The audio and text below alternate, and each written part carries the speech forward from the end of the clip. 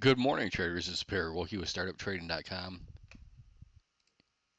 It is, sorry, just checking my audio here.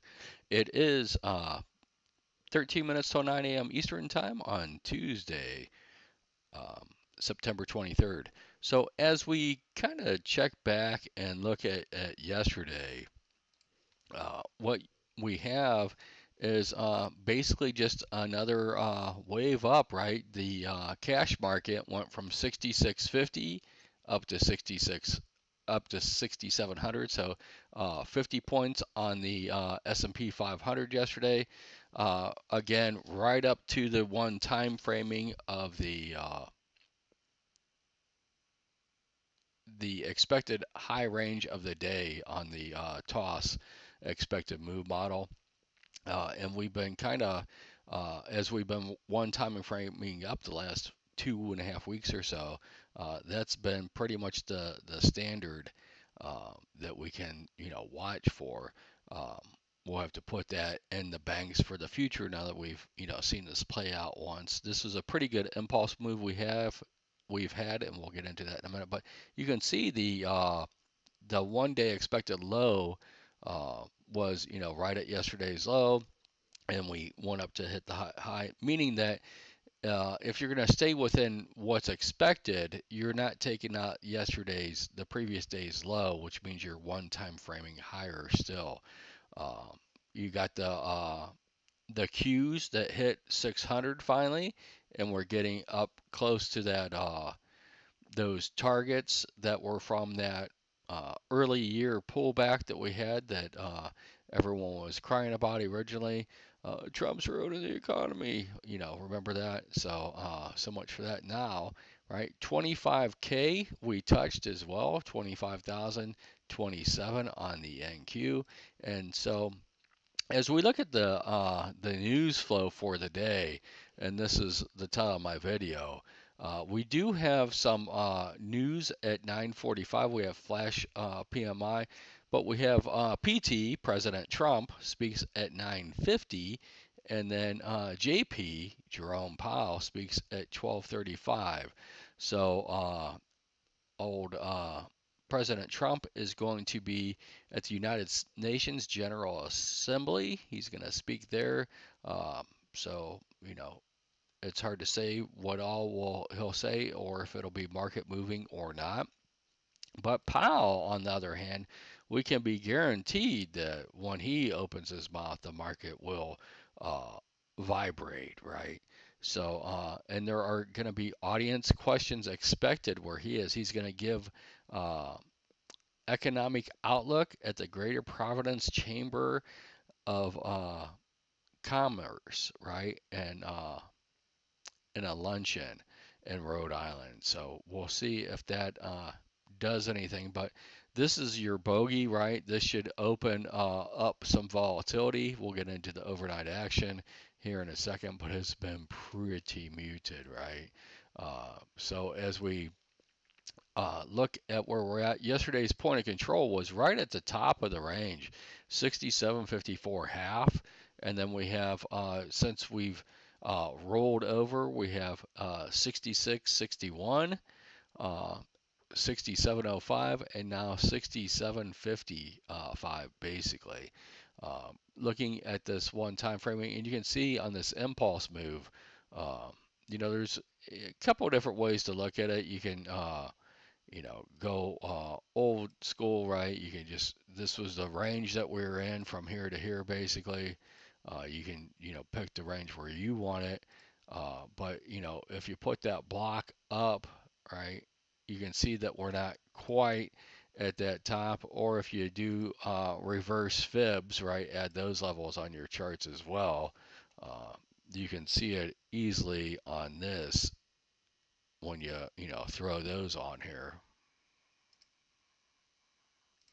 So right now we've crossed over from this block, right? This is a old profile theory that you can move up, uh, a fib level in a block, one block or two blocks up after consolidation, right? So right now we would be at the neg 61. of that move, a little bit over it. The 200, which would be one complete block higher, will be at 25,345. And I think that Jack's long-term targets, and I uh, will have to go back and revisit that, were right around that same area for that, annual pullback that we had earlier. Not that it happens every year, but you know what I'm saying. So very squat overnight action. I'm going to look at the other computer here and read you the numbers. Uh, but as we look, not even 11 points on the ES overnight, 10.75 points on the NQ was 53 points is our total range from high to low. And then we're not even at 100,000 ES contracts yet. We're at 96,500 as I speak on the mini, and we're at 57,145 on the Nasdaq. So very low volume, nothing really going on.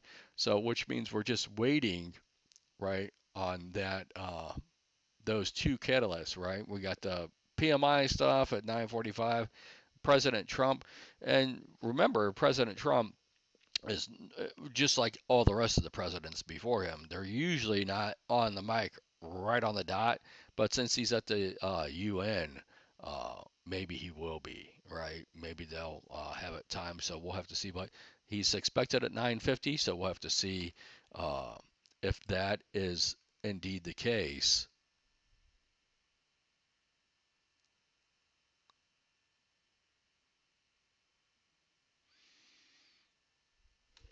Uh, so as we kind of look, sorry, I was reading something else. So as we look at where we're at now in the overnight, we had lots of poor structure yesterday, right? The overnight lows are above all of the poor structure.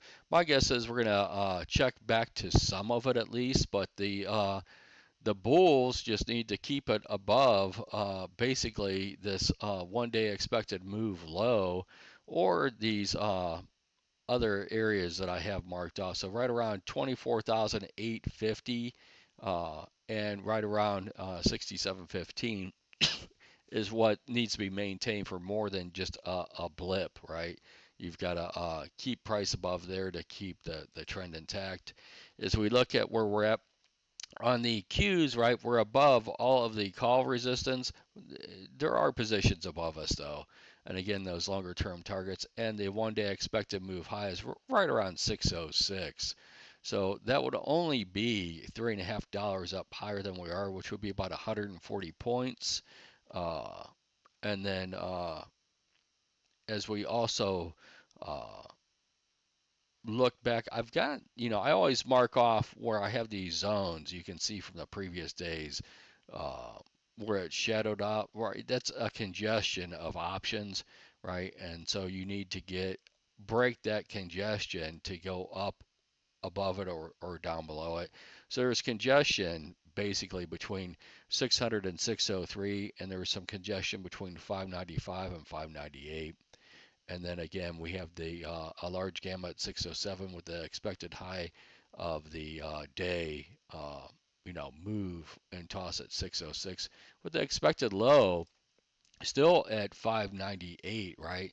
That's right around and slightly above yesterday's bell low as well. And then if we look at the cash market, right, we have moved uh, the call wall, right, all the way up to 6,800, right? That would be another 100 ES handles higher than we are. Another 100 handles for the S&P 500 is what I'm trying to say. That's where the major resistance is at this point for it. And then you've got the major support still right around that 6,500, and that's going to be like that through the end of this quarter. So we got 6 more trading days left in this quarter, including today.